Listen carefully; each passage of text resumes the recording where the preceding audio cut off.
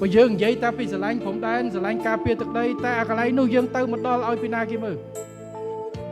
កន្លែងនោះយើងមិនមានការវិវត្តយើងទុកឲ្យពីណាគេទៅ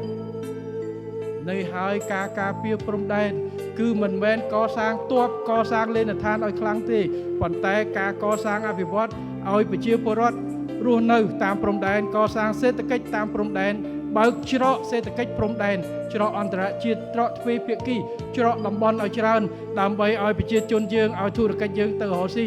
ប្រតិកលាជាមួយប្រទេសជិតខាងនៅទីនោះនឹងហើយប្រជាជនគាត់ដឹងហើយបាទតែពេលគាត់ទៅនៅគាត់ដឹងកន្លែងណាដីយើងដីគេហើយ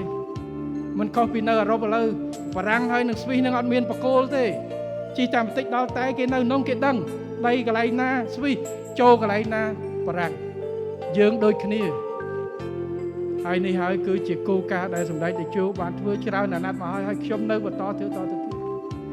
ពេលជាមួយគ្នាត្រូវបង្រួមកម្លាំងជាតិថែរក្សាសេដ្ឋកិច្ចថែរក្សាសន្តិភាពដើម្បីយើងពង្រឹងខ្លួនឯងធ្វើយ៉ាងណាដើម្បីឲ្យសេដ្ឋកិច្ចយើងប្រជាជនយើងរឹងមាំម្ចាស់ការខ្លួនឯងបូកជាមួយនឹងលើកកម្ពស់សមត្ថភាពយើងប្រកួតប្រជែងទាំងសហប្រតិបត្តិការជាមួយប្រទេសផ្សេងឲ្យបានច្រើនលើគ្រប់វិស័យរួមទាំងវិស័យឯកជននេះគឺជាការស្រឡាញ់ជាតិស្នេហាជាតិពិតប្រាកដហើយមានតែវិធីនេះទេដែលយើងអាចការពារខ្លួនយើងបានដោយកូនខ្មែរខ្លួនឯងបាននេះហើយគឺជាវិធីសាស្ត្ររបស់យើង